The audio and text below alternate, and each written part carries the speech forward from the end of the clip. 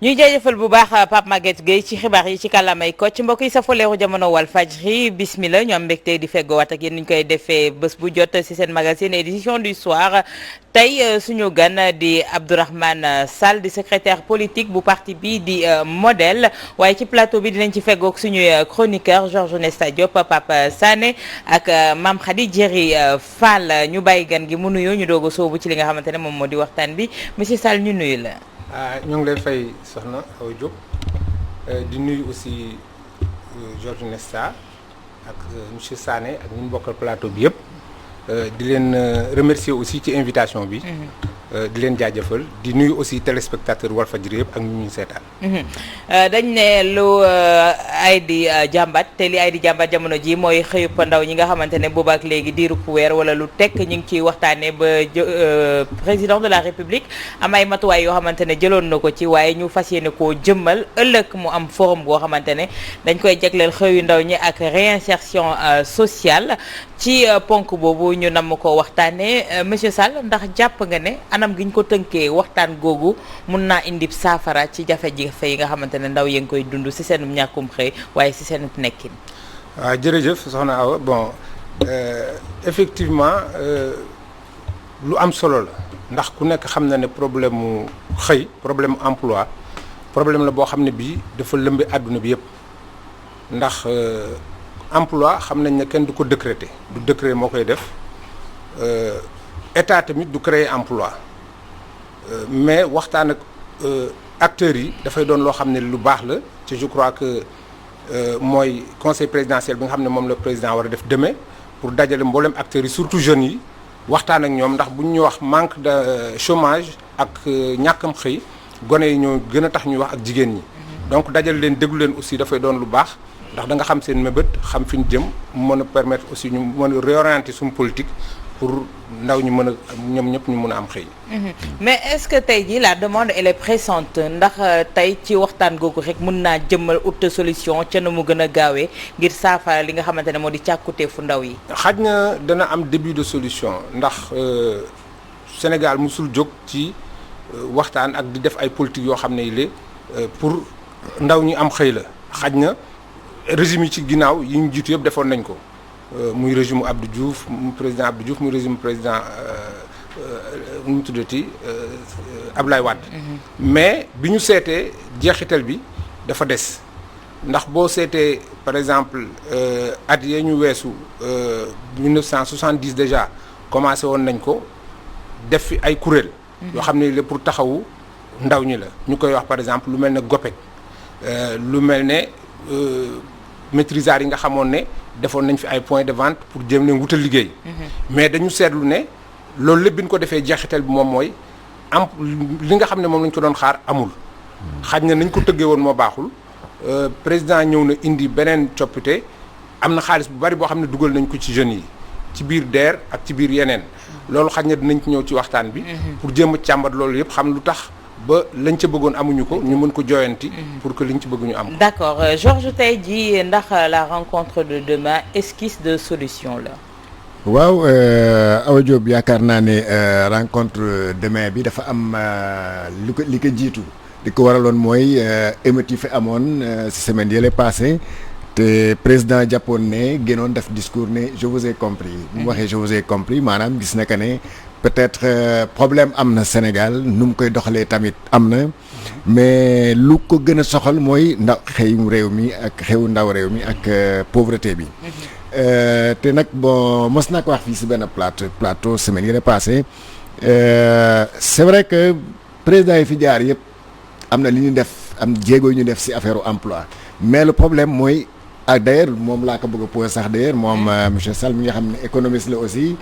mouvance présidentielle la bokk parce que seen parti modèle mouvance présidentielle la bokk qu'est-ce qui lu tax boobu ba léegi président bu ñëw rek nga xaw a laaj si affaire emploi loolu c'est une bonne question te je crois que demain président de la République am na occasion pour poser le débat parce que du structure yee manqué structure nga am na am pagaille ay DER ANPEJ mais dinañ ñëw si amul structure boo déggul amul politique boo déggul am na slogan boo déggul. mais jusque là l'emploi peine à décoller donc loolu je crois que heureusement que nee na il va convoquer ce présidentiel donc ce sera l'occasion aussi mu poser la question aux acteurs directement pour ñu wax ko voilà lii moo tax affaire bi doxul est-ce que c'est parce qu'il y a une politisation à outrance de ces agences-là ou bien de ces structures qui gèrent l'emploi parce que dañ la jox benn structure jox la financement ne la liggéey ko pour des jeunes pour ak jigéen et tout ça yow nga koy jox sa militant loolu aussi je crois que ça pose problème te loolu bokk na si peut-être à mon avis peut-être ça fait une partie des raisons pour lesquelles beaucoup de structures yoo xam ne président Macky Sall créé na ko boobu ba léegi mënul am résultat de toute façon il a essayé am na yu mu essayé mais la question c'est que yu mu essayé yëpp toujours le résultat est négatif loolu je crois que suba bu demee CICAD je crois que foofu lay amee war na mën a poser le débat et regarder les autres que les ñoo xam ne moom la jox structure yooyu ñu xool ko les yeux dans les yeux nekk président lii kat ak lii parce que dégg leen fii temps yi la rek le propriétaire de la DER la xam naa dañ si ñëwaat taxaw na fi wax ne man on me met les bâtons dans les roues lu may liggéey ñii damay liggéey ñii di yàq am na sax ñoo xam ne ay jeunes yoo xam ne dañ leen jox 1,5 million si keroog bu muy taseeg maire yi ne ko bu duggee rek bu ŋaaŋee rek yuuxu leen ko waaw bon loolu nag loolu beneen affaire la yooyu c'est sur le terrain politique c'est leur cuisine interne sur le terrain politique mais Pape tey jii avant monsieur Sall di tontu ci question Georges boobu est-ce que amul woon préalable avant ñu jëm ci ndaje bi ndax amul woon ay audits yu ñu waroon commandité pour yi nga xamante ne joxoon nañ leen wàllu xëyu ndaw yeeg yi ni mel doog a dem nag toog ak ndaw yi pour xool am benn esquisse de solution boo xam ne si jàmp bi dinañ leen ko jox. D'accord, effectivement awa juste pour am joxe benn précision ci audit yooyu ngi wax dafa mel ni loolu moo tax échec successif yi ñuy gis ñu koy gis nga ci politique d'emploi jeunes yi nga xam ne moo fi mës a am yépp benn rek moom nañu mën a jël ne xaw na am tuuti succès mooy DIR mooy bi nga xam ne Diouf moo ko fi tegoon dans les années 90 la délégation à l'insertion à la réinsertion et à l'emploi c'est-à-dire moom rek c'est-à-dire ci yi fi jàll boobu ak léegi boobu dong moom nañ fi gis ni que am na benn taux de réussite bi nga doon dépassé na les 75%. Parce que ça a été étudié ba pare bañ koy def nag y avait les maîtrisards y avait les jeunes yi nga xam ne chômeurs yi nga xam ne ñoom ñoo soxloon affaire dañ leen ci intégré woon ñoom ñu ñëw joxe seen point de vue mais ce qu'on a vu depuis 2000 ak léegi mooy que les structures sont là elles foisonnent. Mais structures yi ñuy teg yëpp dañuy toog état bi mooy toog penser ko à sa façon à sa guise daal di ko dérouler alors on a l'habitude de dire que tout ce qui se fait sans toi se fait contre toi l'emploi des jeunes je crois que jeunes yi ñoo gën a yelloo ñu toog ak ñoom wax ak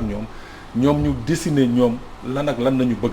mais mënoo jël ay milliards dugal ko ci benn organisme bi nga xam ne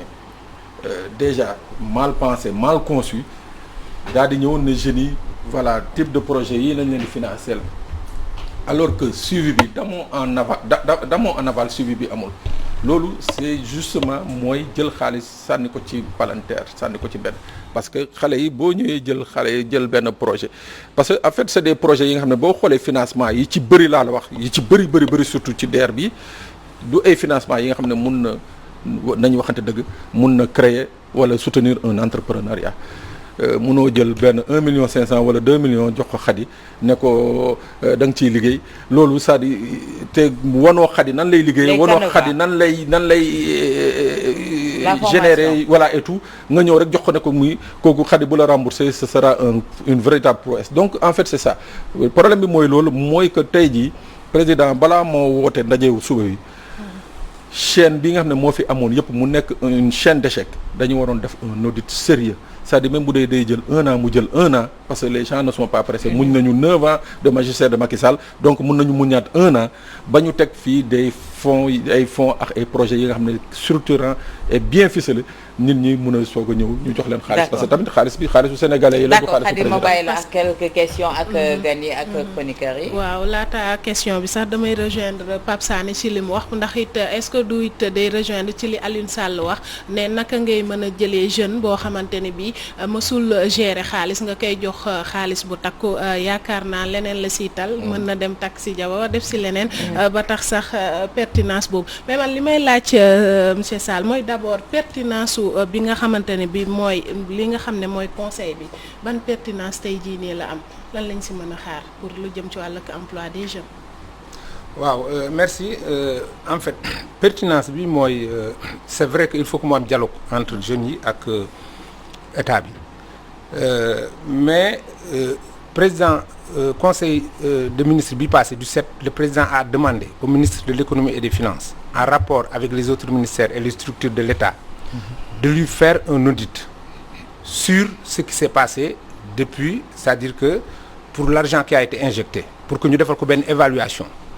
et man je pense que évaluation boobu sax dañ ko war a def depuis 60. Pourquoi? Parce que dafa am yeneen politique yoo xam ne jaaroon nañ fi am échec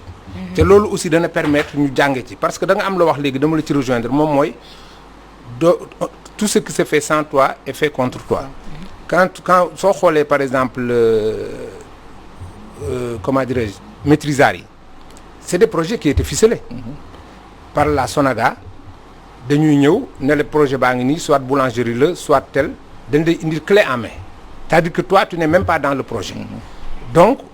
loolu problème la am na yeneen problème yu ci nekk yoo xam ne foog ñu xool ko durée de remboursement 50 millions si tu le prends pour 3 ans c'est pas possible de le rembourser donc am na ci loo xam ne war nañ ci mën a jàngat beneen bi mooy li nga wax léegi ci DER wala li Jordi Nesta wax ne dañuy financer les politiques je crois que ñun bu ñu jotoon ci xaalis bi ñun sax ñooy tànn ñun politiciens bu ñu ko joxoon danañ xam suñu koñ bi ñan ñoo ci amul liggéey ñu jox leen ko mais c'est dommage que ñun sax joxuñ ñu ko parce que c'est transparent c'est sur des plateformes ca DER li tax ñu indi ko je pense que ku nekk gis na ne fii Sénégal ku dem banque tey di leb li ñu leen njëkk a laaj mooy garantie ca lan lañ la laaj hypothèque wala kër donc c'est le système bancaire qui fait défaut on n'a pas de banque de développement on n'a pas de banque qui accompagne les entreprises pour que ñu mun a ak ñi am porteur de projet loolu moo tax président réfléchir ne dinaa indi DER def fa 60 milliards pour que ñu mun a aider nit ñi pour ñu mun a financer seen projet mais du dañ lay defal projet ñëw comme ni nga ko waxee Sané ne la projet baa ngi nii yow yaa koy def non yow yaa indi sa projet bu indee sa projet ne sama projet ngi nii dama ko bëgg financer temps la ñu xool ko étudier ko xam ne c'est bancable ñu jox la donc je crois que am na ay jeexital parce qu'il y a beaucoup d'emplois qui ont été créés quand même avec la DER mais mais est-ce que c'est des liggéey yoo xamante ne yu pérenne la. Voilà je pense que tey war nañu un peu changer la donne on doit changer d'orientation aller vers l'industrialisation et non pas des projets des petits projets mais qui vont aller vers l'industrialisation vers ay transformation vers loo xam ne la dana gën a wala aussi je pense que des idées de projet dafay am un jeune qui vient ne la defal ma projet vous lui faites un projet de 5 millions musul liggéey musul def dara vous lui donnez 5 millions ce qui est sûr peut-être qu'il va pas arriver. J'aurais préféré que ñu ñëw moo tax ñu naan il faut pas financer des idées de projet. Il faut financer des projets. Je préfère voir un menuisier qui est là qui veut augmenter sa capacité qui veut acheter des machines dafa jënd machine dafa bëgg a jënd ma financer ko. dana yokk ay jumtuwaayam mën a embaucher ay nit. donc aussi foog ñu xoolaat stratégie bi defaraat ko ba nga xam ne ñi koy jox dana nekk ñoo xam ne vraiment yelloo nañu ko. donc loolu aussi je pense que c'est une bonne chose mais l'État il met les mécanismes en place et léegi xaalis baa ngi fi parce que quand même volonté politique bi quand même mi ngi fi parce que 350 milliards aussi danañ ko décaisser waat entre 2021 et 2023 def réajustement budgétaire pour injecter ko encore dans l'économie. Donc je pense qu'il y a des grands efforts qui sont faits bien que les résultats escomptés yi nga xam ne moom la ñuy xaar des na quand même. mais genre. ma laaj ko non mais man monsieur Sall man li ma la bëggoon laaj rek c'est-à-dire tey jii yow en tant que économiste est-ce que gis nga rek benn dëkk bi nga xam ne dañuy promouvoir entrepreneuriat rapide concept boobu amul fenn fu mu mus a doxee. non entrepreneuriat rapide on veut parler du financement rapide parce que l'entrepreneuriat d'abord il faut nga xalaat projet bi penser ko ci sa bopp xam ko xam étude marché bi ba pare peut-être même nga am ci expérience. C'est une manière de parler dañ ne entrepreneuriat rapide mais je pense que financement rapide lañ bëgg a wax parce que ku nekk xam na ne tey yow boo amoon idée projet wala man pour nga am financement fii c'est la croix et la bannière. mais dans ces projets là ay DER ak yi ni mel est-ce que waruñu woon xalaat am ñoo xamante ne ñoom ñooy accompagner jeunes yi ñuy jox xaalis bi même bu ñu amul benn formation ñu gunge leen defal leen peut-être étude de projet parce que am na ñoo xamante ne liñ lay présenter du benn étude de projet boo xamante ne bu valable lay doon. Effectivement DER mi ngi accompagner nit ñi parce que c'est un accompagnement financier et non financier danañ accompagner aussi parce que président fi mu ne li mu bëgg mooy ñu def ay maisons citoyennes yoo xam ne yile d'abord dana doon écoute orientation ak jàppale xale yi surtout pour ñu mun a am ay projet su fekkee ne am nañu idée de projet ñu jàppale leen pour que ñu mun et puis on veut faire ça dans chaque département. parce que xam nga aussi centraliser lépp Dakar. ca nit ñaa ngi ci àll bi parce que ñi nga gis fii ñëpp ñu ci bari ay jeunes yoo xam ne ci àll bi lañ jógee donc c'est bien que ñu décentraliser ko quand même dans tous les départements ñu mun fa am des maisons citoyennes yoo xam ne yi ku fa ñëw da nga am toutes les informations ñu mun la accompagner mun def écoute mun la def orientation pour que nga mun a am mais est-ce que dinañ amal ay formation d'abord parce que il faut entrepreneuriat du da ngay jóg rek daal di koy def nii donc il faut d'abord benn formation d'abord avant financement. waaw effectivement il faut des formations bon les 3 FPT boo gisee li muy former ci ay jeunes tey suffit nga dugg ci plateforme pour inscrire même bu fekkee ne am nga formation professionnelle dans une école professionnelle dañ ko jël à 80% wala à 90%. D'accord. Donc je pense que les outils sont là mais foog xale yi xam ko mun ci dem ñu accompagner leen pour que ñu mun a quand même résoudre problème boo xam ne bii c'est un problème. D'accord. qui est récurrent et qui est difficile. Georges suñu gisee lii yëpp te président itam am beneen dogal boo xam ne jël na ko moo di ne kuréel yi nga xamante ne taxawal nañ ko yëpp jagleel ko ndaw yi jàpp na ne fi mu nekk nii yu ci bëri war nañ leen dissoudre yenn yi ñu boole leen ak yenn yi pour mu am plus d'efficacité est-ce que comme li may wax rek l'audit n'a pas été tardif pour mun a déceler tous ces manquements là. Oui, l'audit a été très tardif c'est-à-dire yooyu dañ ko waroon auditer depuis bien avant c'est-à-dire boo jëlee benn politique nga installé benn politique mais ko dem ko jëmale ci emploi des jeunes lutte contre la pauvreté des femmes et cetera je crois que boo defee un certain nombre d'années t'as pas vu de résultats balaa ngay demaat di promettre parce que Sénégal li gën a yomb fii mooy promesse électorale c'est-à-dire chaque jour le candidat bi ñëw ne non su ngeen ma mayeetee tant d'années je vais créer tant d'emplois xam nga loolu ce discours-là aussi est très récurrent. Et là pour se départir de ce discours-là finalement boo waxatee parce que là mën naa la wax peut-être depuis les indépendances c'est le même discours qu'on entend des hommes politiques ku fi taxaw rek di nga promettre ay emploi bi nga yaakaar ne chômage dina jeex Sénégal à partir de la réaction de diw mais malheureusement ce n'est toujours pas ça et on crée toujours des structures on fait des programmes on fait des slogans léegi sax da nga yaakaar ne xam nga au début avec le président Macky Sall émergence nga doon wax mais léegi déggatoo émergence dafay jékki-jékki bay moo émergence mu ngi bëgg a réer xam nga léegi lu kii léegi emploi des jeunes lañ def seen nouveau slogan léegi lu ko waral c'est parce que effectivement bon ça c'est les Abdourahmane et ses amis de la moisse présidentielle comme parfois ni leen defal genre kii boo xam ne daal c'est le mot que tout le monde a répété fu mu nekk ni émergence dootoo ko dégg maintenant c'est l'emploi qu'il faut kii mais balaa ñuy yegg sa emploi boobu monsieur Sall il faudrait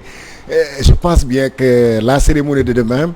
que le président quand même promette d'auditer les milliards qu'il a mis dans l'emploi des jeunes depuis qu'il est là depuis 2012 parce qu'on ne peut pas passer ces milliards-là par perte et profit aussi mu auditer ba xam balaa muy def une jonction entre les agences. Ouais. C'est vrai que agence yooyu ça posait problème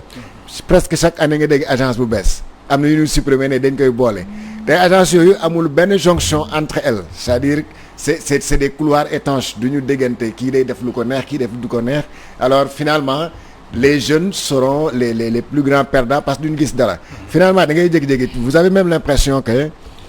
dañuy créer benn agence avec un certain fonds avec tant de milliards ku koy gérer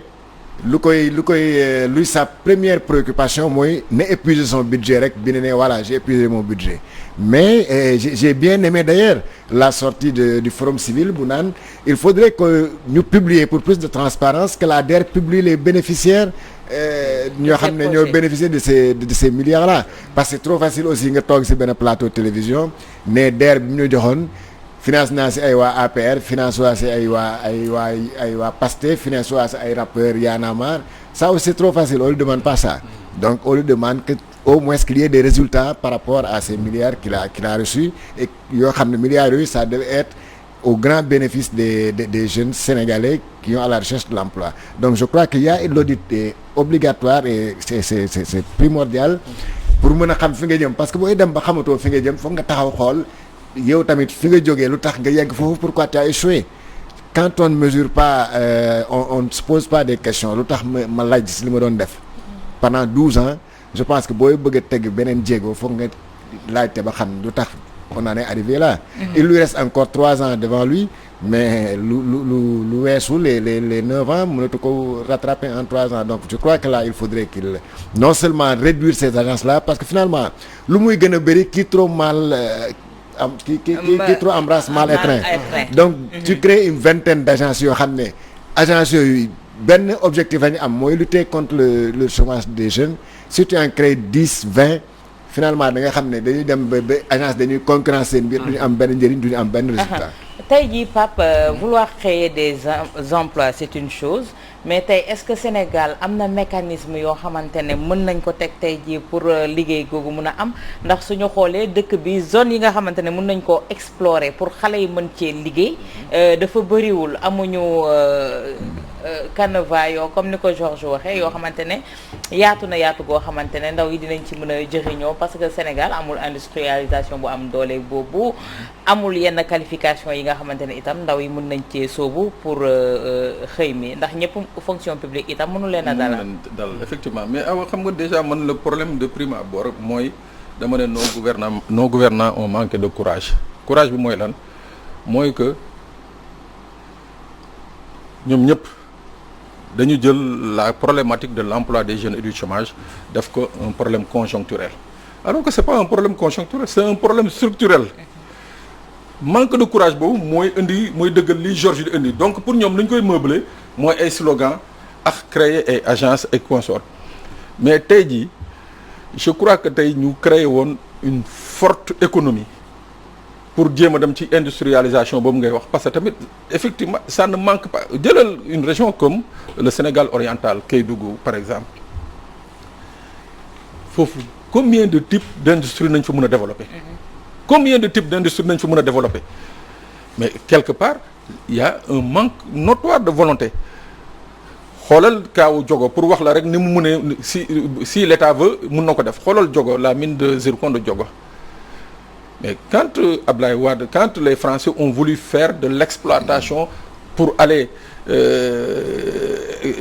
kii traité ko fële à l'étranger il avait refusé dafa bañ ba tëdd suuf ne ko non fii ngeen koy exploiter fii ngeen koy traité mais Diogo a permis de recruter combien d'emplois mais aujourd'hui nga jël Kédougou nga jël l'or jël yeneen minerais yi jël et consorts tey jii y avait une forte possibilité tey jii ñu industrialiser la région de Kédougou nga jël un peu vers le sud il y a les fruits les produits halieutiques et consorts tey jii je crois que si l'État voulait vraiment mooy mu renforcer le secteur privé sénégalais parce que on a quand même un secteur privé bi nga xam ne tamit état bi quoi qu'on dise mu ngi koy jàppalewu ko mais jàppale bi ci war jàppalewu ko parce que am na li nga xam ne bu ñu leen ko defaloon tey jii defal ko le secteur privé sénégalais je suis sûr et certain que tey jii chinois yi ñuy gis ñi ñëw proliférer le long de nos côtes ak des usines yi nga xam ne daanaka bakkanu sénégalais yaa ngi ci mënoon nañ ko jox tey jii ay sénégalais renforcer leen ñu créer fa ay unité de froid et unité de congélation et de transformation yi nga xam ne c'est de l'industrialisation les fruits pareil même chose mais tey jii je crois que le manque de courage mooy que tey jii état bi ci boppam nanguwul dugal ci boppam ni que le problème de l'emploi de ces jeunes là c'est un problème structurel mooy maanaam c'est plus profond que mais ñoom ni ñu ko bëgg a jëlee mooy benn affaire u taf yëngal la c'est conjoncturel la mbirum conjoncture la 5 ans laa fiy def wala 12 ans laa fiy def naa xool rek 5 wala 20 jeunes yu ma fi mën a jël après le reste moom non en fait ça c'est pas ça qui va régler le problème on l'a vu avec Diouf on l'a vu un peu avec Wade on le voit actuellement avec le président Macky Sall et ça va être encore plus difficile si li ko fi dese ci 3 ans yi avec les 450 milliards là je crois que ça aurait plus servi à financer des projets industriels accompagner le secteur privé sénégalais ñu créer ay industrie que di ko encore jël di ko jox ay jeunes yi nga xam ne amuñu benn notion d'entrepreneuriat. D'accord te Mame Khady jël seen kuréel yi ngeen teg ñu siy dégg emploi et réinsertion sociale lan mooy différence bi pourquoi. entre emploi et réinsertion sociale. enfin avec l'emploi parce que en fait xam quelqu'un qui a perdu son emploi day am ay problème ay jafe-jafe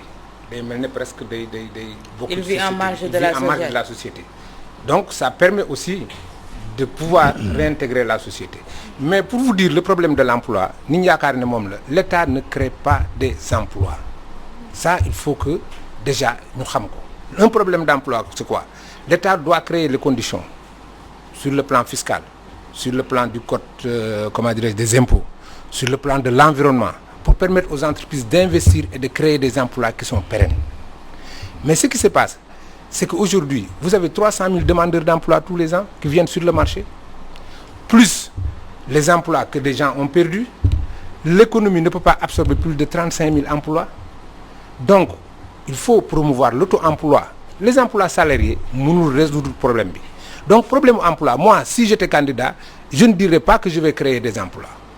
Je ne dirais pas que je vais créer tant d'emplois, parce que l'État n'a pas pour vocation de créer des emplois. Mais ce que le président a fait, aucun de ses prédécesseurs ne l'a fait. Quand vous regardez le GOPEC, ils ont créé 4 000 emplois. Quand vous regardez l'opération de maîtrisards, ils ont créé 2200 emplois. 5 milliards l'intérêt. Ils ont mis 5 milliards dans cette opération pendant 5 ans. Ils ont mis que 5 milliards. Rien que l'ADER a mis 60 milliards en combien d'années? Même pas 2 ans. Au moins 10 milliards ici, président jël dugal ko ci terre bi. Mais bu ko jëlee ça fait 50 milliards. Wow. Ça c'est vous qui le dites, hein. Wow. Ça c'est vous qui le dites. Bon, vous assumez. Mais 50 milliards c'est quelque chose. Ce qu'il a fait, personne, aucun de ses prédécesseurs ne l'a fait. Mais ça donc, que Georges il mi ngi lay interpeller c'est distribution partisane bi également mun nañ ci tenir compte parce que c'est pas la majorité des jeunes. Distribution partisane amul Georges, parce que man awma samay militants sax amuñu suñu militant amuñu ñu ngi galérer suñu ko joxoon politiciens yi xaj na sax ñoo gën a xam nit ñi parce que ci quartier lañ dëkk danañ mën a xam ne jeune bii kat mi ngi doon def opération tabaski xaj na xam na affaire u xar wala bëgg na ko dinañ ko jox mu def dara jeune bi xaj na amoon na benn télécentre ñu ñëw moi j'ai vu des gosses sama koñ damay dem ci télécentre je vois un gosse je lui dis est-ce que bu nga dugg der je lui donne le truc je lui dis nga dugg pour plateforme bi pour nga mun a postuler mun a am dara jënd say machine donc je crois que distribution boobu même physiquement sax yow doo dem tu n'y vas pas c'est des dossiers qu'on envoie soit tu déposes ça à la mairie soit tu soumissionnes ci biir plateforme bi mu dem donc on ne voit même pas la personne il y a pas de sélection sur ça maintenant est-ce que les gosses ont réussi xam nga une entreprise c'est très difficile pour gérer une entreprise c'est très difficile surtout nag bu fekkee ne mosoo liggéey mosoo am xaalis mosoo jot 100 000 francs yu takk nga xëy ñu jox la 2 millions. d'accord nga ci erreur bi. non attendez non du erreur mais je veux dire que y a des rectifications à faire. Il y a des rectifications moo tax ma ne man j'aurais préféré qu'on trouve des gens qui ont déjà des projets yoo xam ne ñu ngi liggéey ñu jox leen xaalis. moo xam nga fekk menuisier bi vous lui donnez de l'argent pour que mun a yokk capacité am jëndaat ay machines employées. contrat emploi nu mu tuddati. emploi entreprise entreprise on peut dire aux entreprises si vous embauchez l'État paye 50% des salaires pendant tant d'années et il faut appuyer aussi l'entreprise les comment dirais-je encore les Sénégalais. ñu jàppale leen mais l'État ne peut pas financer comme ça des milliards donner ça à des gens pour que ñu liggéey pour jël ti boobu c'est pas le rôle de l'État. Mais c'est ce qui est en train d'être fait, monsieur Non, il est en train aujourd'hui de les aider sur le plan des finances. Même cet argent-là, par exemple, dañ koy fay parce que bu la DER di lebal en fait c'est comme une garantie parce que vous présentez le truc, on vous le donne, on le vire l'argent à la banque, vous allez à la banque prendre l'argent, mais da nga war a rembourser. C'est des prêts qu'il faut rembourser. Donc je pense qu'il faut qu'il rembourse. Ah mais c'est comme ça. loolu moom dina métti. banque ku fa leb day. mais est-ce que sur le papier tey Georges c'est facile ñu wax ne les gens remboursent mais ñu bëri tey xam nañu ne ñu ci bëri la majeure partie amul kenn koo xamante ne remboursé nga 1 franc. Ah non au départ waa le directeur il faisait le tour su lay jox su lay lebal day woo le gouverneur woo commissaire de police affaire yi ne leen voilà. Awa Diop jox naa ko 20 millions bu remboursé wul d'ici temps woo leen jox leen convocation mais dem nañ ba xam ne loolu système boobu marché wul. ça n'a pas maintenant ça n'a pas prospéré doxul. Monsieur Sall bi nga waxee ne léegi par rapport au financement partisan man du man maa ko wax de maires yi les maires là. keroog waaw ñoo ko wax de. en fait c'est le directeur même qui l'a dit. bu ñu koy yuuxu fële moom moo ne maire yi dañ may yuuxu parce que c'est un complot dañoo yaakaar ne dama war a financer am ñoo xam ne dañ maa mere parce que ils exigeaient que may financer seen partisans. xëy na dañoo demandé woon pour ñu financer seen i partisans ñun leen nañ jaar ci yoon rek moo ko wax de. ñu mer waaye mais est-ce que ñëpp la ñuy bañal. voilà en tout cas cité na fa ay maires yi nga xam ne nee na nañ laaj maires yooyu financé na. ah xaj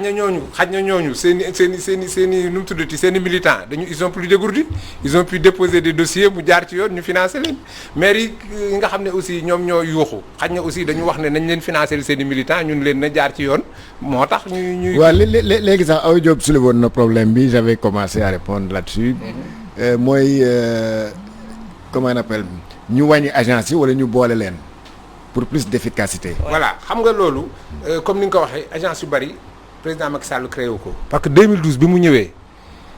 en 2014. il a créé yi mu fi fekkoon loolu mooy rationalisation parce que quand il est venu en 2014 ce qu'il a fait il a créé l'ANAPEJ jël ANEJ jël OFEJBAN jël ANA. muy pour truc amoon na sax marchand ambulant yi sax amoon nañu seen agence mooy ANA.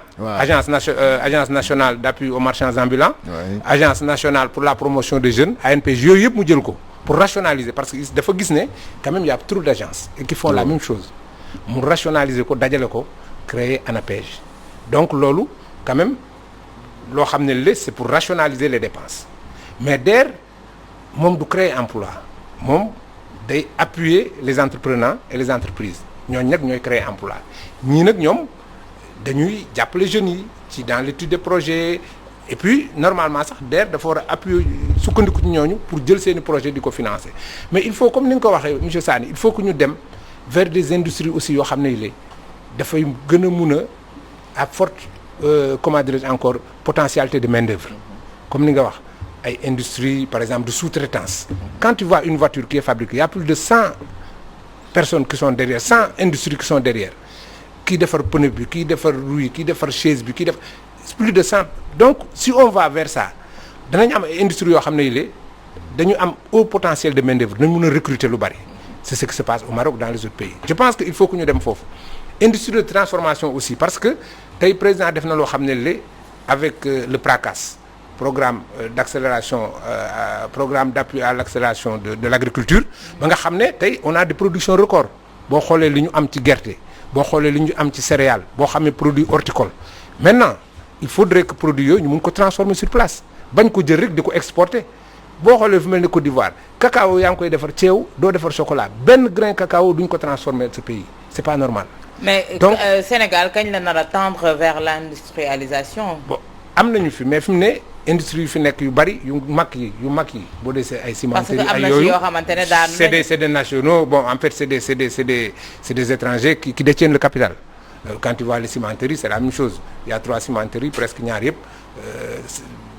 ay étrangers ñoo leen moom à part peut-être les ciments du Sahel où le Sénégal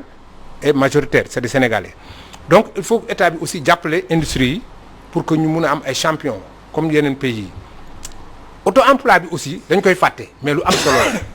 mooy ñi nga xam ne parce que emploi salarié mënul régler problème bi au Sénégal auto-emploi bi foog ñu fexe ba nga xam ne danañ ko ñu jéem a am ay protection sociale am ay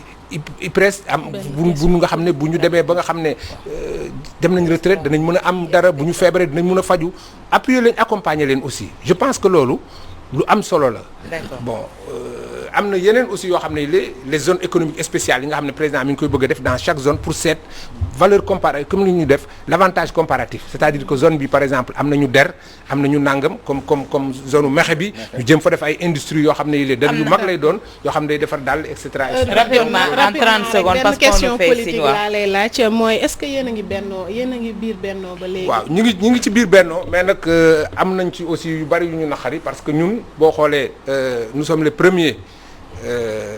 à accompagner le président Macky Sall. Donc ñun modèle ñun. mais yéen a njëkk a seddu itam de. non ñun au contraire on a beaucoup de cadres chez nous on n'a jamais nommé une seule personne dans notre parti. nommé wuñu leen woon DG. On nous a nommé pour combien de temps? On a été ministre et on a fait beaucoup de résultats. Ah, DG, on nous a évincé, on nous a nommé DG après. Ah. Mais dans le parti, il y a des cadres. am na fi ay kàngam on a vu des gens yoo xam ne yi kenn mësu ci nommé kenn bon disons vraiment ànd bi kii na mais nag am na on a avalé beaucoup de couleuvres et je pense que lii ñëw aussi danañ jël suñuy responsabilité Merci. parce que ñi ngi dem aussi ci même am nañu benn forum bu ñuy def à Kébémer dans le département pour encadrer jeunes yi nga xam dañ leen di war naka la ñuy def pour am ci projet yi yoo xam ne li suñu président Ibrahima Sall moo koy parrainé danañ ko def le 27 bii di ñëw. Malheureusement ça veut dire aussi ñi ngi ci jeunes yi di leen taxawu. te politiciens yi noonu la ñu war a def. malheureusement li ñu bëggoon pour que ñu tiire téye. ci yow yëpp mënuñu ko tiire ndax xam-xam baa ngi fi du ñàkk ne dinañ gën a yaatal benn plateau boo xamante ne dinañ ci waxtaanee ko prier la ci incha allahu rabbi. Incha allah Abdourahmane Sall ñu koy jaajëfal bu baax Georges Nesta Diop ñu lay jaajëfal Pape Sané également Mame Khady Diéry Fall di ko jaajëfal Saliou Bey Pape Samb ak Cheikh Tidiane Diop ñu leen di jaajëfal Moustapha Diop ci coordination bi ñu koy jaajëfal léegi seen plateau salon d'honneur première partie bi day tàmbali léegi ak Mouhamadou bi tey jàmm ak jàmm. merci beaucoup. Merci beaucoup monsieur Sall.